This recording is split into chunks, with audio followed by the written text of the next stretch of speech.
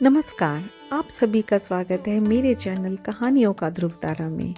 क्या आप जानते हैं कि धनतेरस केवल धन से ही नहीं बल्कि धनवंतरी भगवान से भी जुड़ा है, जो आयु, आरोग्य और अमृतत्व के प्रतीक हैं।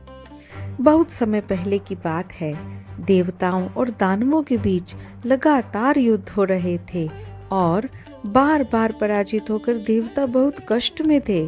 वे भगवान विष्णु के पास गए और बोले, हे प्रभु, असुरों की शक्ति बढ़ती जा रही है और हम निर्बल हो गए हैं। कृपया कोई उपाय बताइए जिससे हमें बल और अमृत मिले। भगवान विष्णु ने कहा, यदि तुम अमरता चाहते हो तो तुम्हें दानवों के साथ मिलकर समुद्र मंथन करना होगा और उसी से अमृत निकलेगा जो तुम्हें अमृतत्व प्रदान करेगा। देवता और असुर मद्राचल पर्वत को मंथन दंड बनाकर और वासुकी नाग को रस्सी की तरह पकड़कर समुद्र मंथन करने लगे। मंथन के दौरान कई अद्भुत वस्तुएं निकली। कामधेनु, ऐरावत हाथी, कल्प वृक्ष, रंभा अप्सरा और हलाहल विष भी निकला, जिसे भगवान शिव ने अपने कंठ में धारण किया और नीलकंठ कहलाए। समुद्र से 4 हाथों वाले भगवान धनवंतरी प्रकट हुए। उनके हाथों में अमृत से भरा स्वर्ण कलश था और वे दिव्य आभा से प्रकाशित हो रहे थे। देवताओं ने जय घोष किया, जय धनवंतरी देव, आयु और अमृत के दाता को प्रणाम। तब से धनतेरस का पर्व मनाया जाता है। लोग इस दिन सोना, चांदी, पात्र या दीप खरीदते हैं, जो शुभ और समृद्धि का प्रतीक है।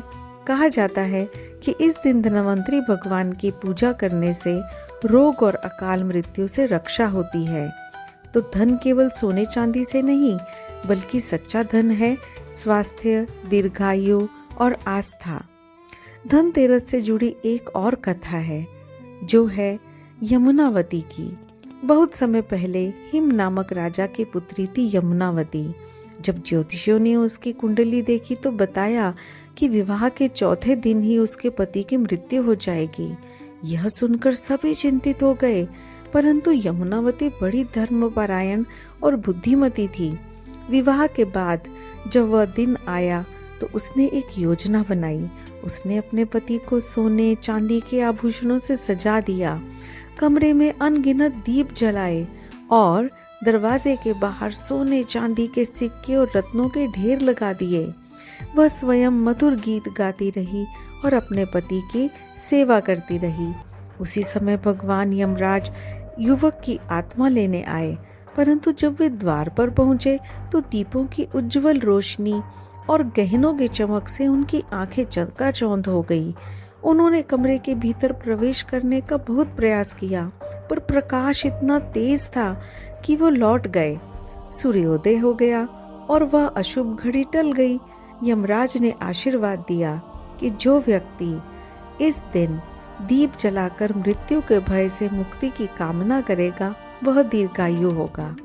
इस दिन से धनतेरस पर दीपदान, धन की पूजा और आरोग्य की कामना की परंपरा प्रारंभ हुई।